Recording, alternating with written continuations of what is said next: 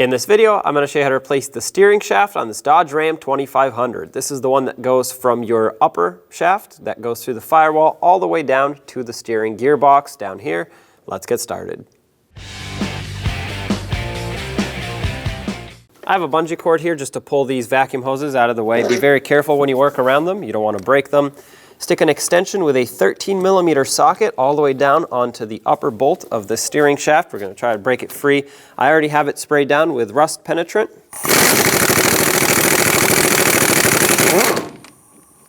There it is.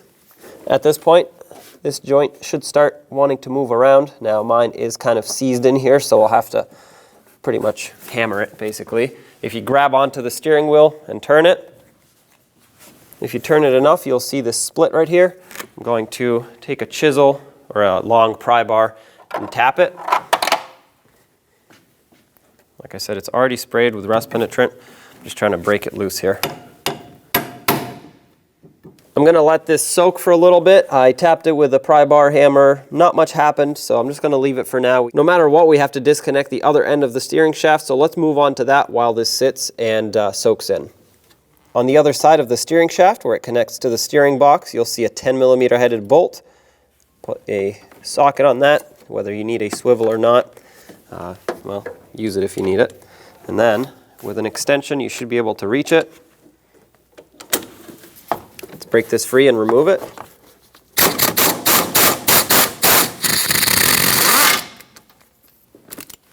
Get that bolt out. We're ready to start removing this, and technically this has to get, the whole thing has to get pushed up, come off the steering box, and then back down. But I want to try to vibrate this free here. I'm using my air chisel. Hopefully yours is not in this poor of condition and as rusty, but I need to do whatever I can to get this to break free before I start removing it, because if I remove it off the bottom and I'm left with this stuck over here, it's going to move around. I won't be able to get it broken free very easily.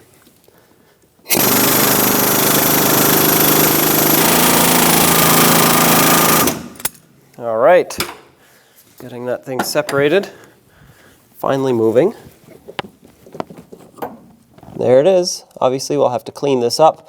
Now the steering wheel is not attached in the vehicle, so I'm going to try to leave it like this, and obviously remember when we put it back to spin it straight like this. You can put a seat belt around the steering wheel if you're worried about it, which I might, but basically at this point you just don't want this to spin a bunch of times so that you don't destroy your clock spring.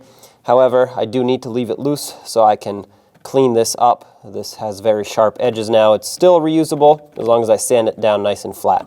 So at this point, if you pull this aside, you should be able to pull the steering shaft off of the steering box.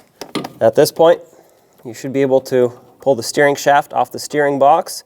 Just wiggle it back and forth. You may or may not need a pry bar for this.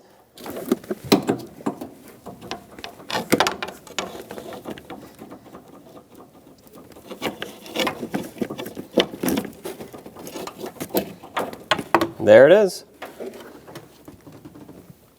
There's your steering shaft. Use brake parts cleaner and clean up the shaft that comes out of the steering box.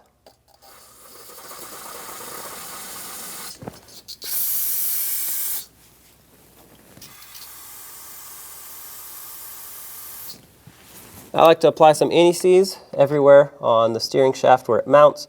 This way it prevents corrosion in the future. You don't need a lot, just a little bit should do the job. Now take the new steering shaft and line it up with the steering box. Try to get it to where it was before in the same orientation, or line up the splines, that is. If it's not perfectly lined up, it actually just won't fit on, so that's how you know. So as you can see, this slides on nice and smooth. What you want to do is not have it bottomed out completely, but not out halfway either. There's going to be a cutout right about here for that bolt to fit through. If you don't have it lined up correctly, the bolt will not fit, so you'll have to adjust, either go out or in further. Once you have it lined up, try to start it by hand. If it threads on nice and smooth, you know it's in. If it's not, then back it out, because you don't want to cross thread this.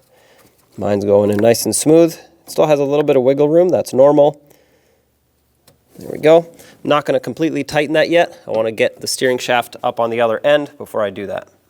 On this end, you want to make sure you push this part in, and you're going to want to have it lined up. I remember that I had to turn it, well, as I'm looking at it clockwise, basically turning to the left as if you were turning left. At that point, this should slide in. I put anti-seize on this as well. Make sure that's bottomed out. And this right here is for the mounting bolt that pinches it shut. I will be reusing the original mounting bolt. If yours is in poor condition, replace it. Mine is in great shape, so I can reuse it. At this point, I can see that it lines up, which is good. If it didn't line up, that meant either this went in too far or it's too far out. This was a 13, and before I start spinning the steering shaft here, I'm just going to take my wrench, try to bottom it out a little bit. That way it's actually at least partially clamped on. Oh, I can see the bolt coming out through the other side. It's perfect. 36 foot-pounds is the torque for this bolt.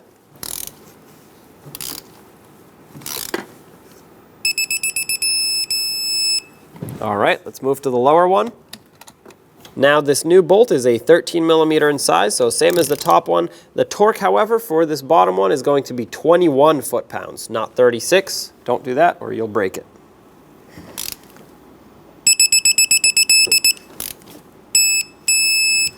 All right, that's tight. When only the best will do, demand TRQ. The only company that lets you view before you do. TRQ is committed to offering the highest quality aftermarket auto parts that are engineered for peace of mind. Thanks for using and viewing with TRQ.